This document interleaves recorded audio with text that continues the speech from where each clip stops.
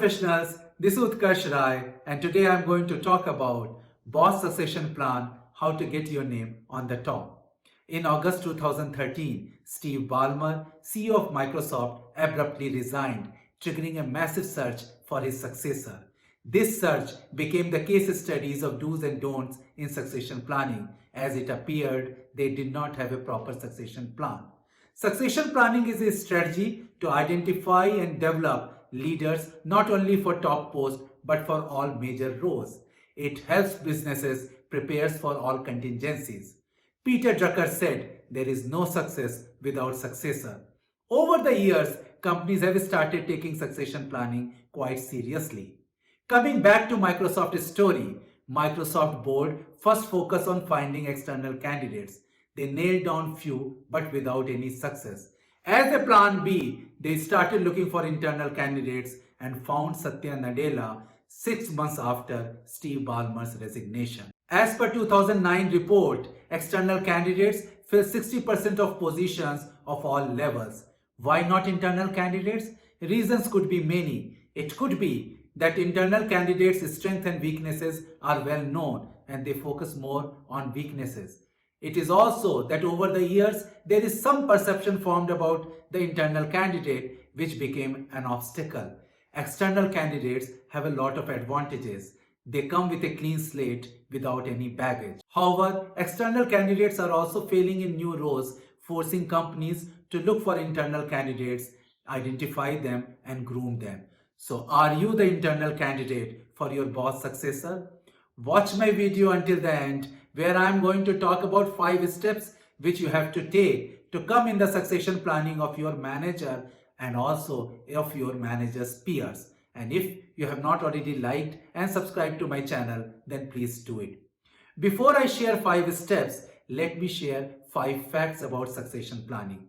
First, as said earlier, it could be an internal or external candidate. Second, there is not just one name, there can be few names in the succession planning. Third, internal candidate can be from any other team, need not be from the same team.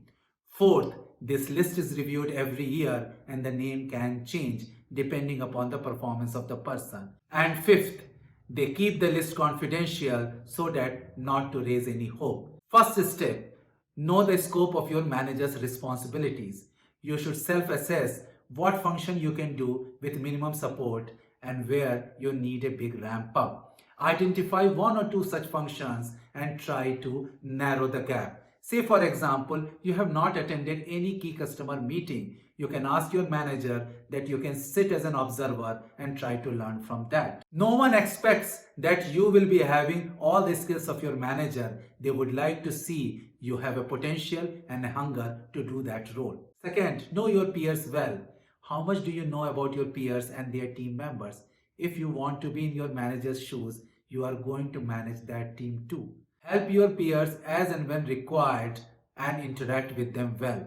Do not boss over them, trying to show them that you will be your manager's successor, because many a times lack of acceptance from the peers forces companies to look for external candidates. Third, know your manager's peers well. You should have a good rapport with your manager's peer and interact well with their team members where your project overlap. Your manager's peer should know your strength so that they can support you. And if you are shining a lot, then the manager's peer might put your name in their succession plan too. Do not please your manager's peers by rubbing your manager in the wrong way. Fourth, good understanding with your manager's boss. You should have a right visibility with your manager's boss so that they should know your skills and potential.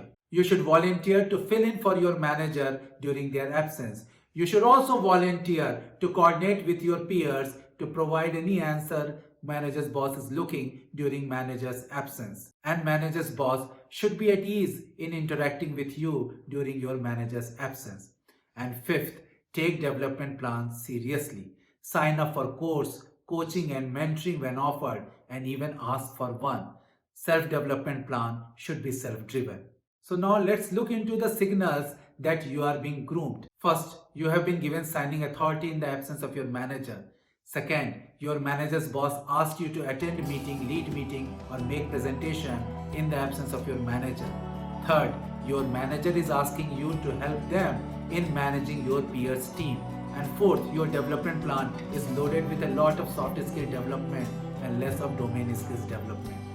So professionals, you have seen what are the facts about succession planning, what 5 steps you can take to improve your chances to be in the list of your boss succession plan, and what signals you can catch that you are being groomed. I hope you like this video, you like, share and subscribe to my channel. Thank you.